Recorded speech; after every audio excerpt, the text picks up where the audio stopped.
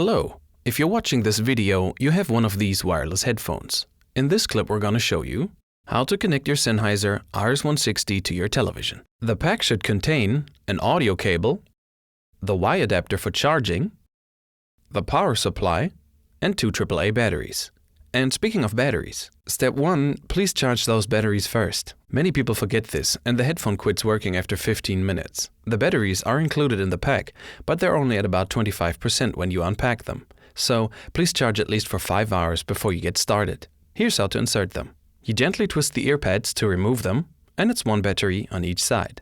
Should you be traveling and want to use your RS160 with a portable device, such as a tablet, just remember to put the batteries in the transmitter as well. To connect it to a TV, step 2 should be to connect power. Connect the power cable to a wall outlet, and at the transmitter, the pin goes right here. You might want to connect the Y adapter to the power cable right away because that's where you'll also charge the headphone, like so.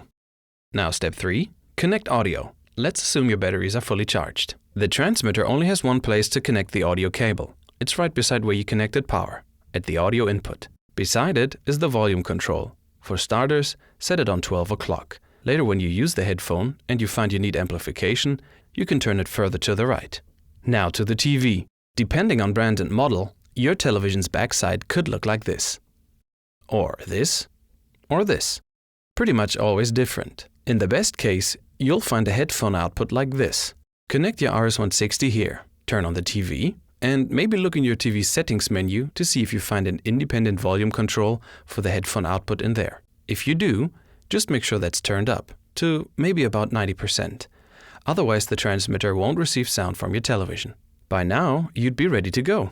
However, if your TV goes silent after you've connected at its headphone output and you don't find anything whatsoever in your settings menu, you might want to connect your RS160 differently, because now, if you're watching TV with other people and you would like to use your wireless headphone, they won't have sound. Here's a solution for that. At the back, there's usually a SCART output. You could use one of these with an adapter. This is what they look like. You can get them at almost every electronics store or online, and they don't cost much. You connect the SCART adapter and the audio cable, plug it in, and you'd be done connecting your RS160. However, we'd like to put your attention back on your television's backside because some of your SCART ports might not work for you. If you find a symbol beside where you connect SCART that looks like an arrow going into a circle, you cannot use it for your headphone. The SCART port needs to have this sign beside of it, a little circle with an arrow going out of it, or in both directions. That's the one. Connect your RS160 here. Now, if you don't find a SCART port at all, you might need the user manual of your television because you might have this.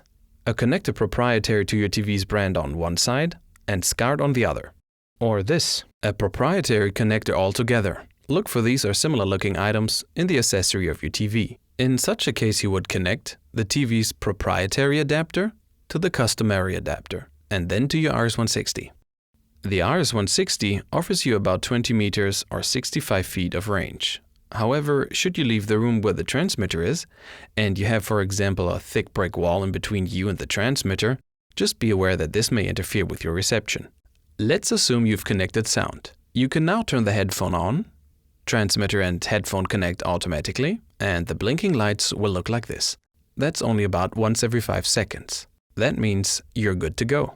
If you'd like to look at the instructions, you can download the manual in the link below this video, or go to Sennheiser.com. Thank you for watching.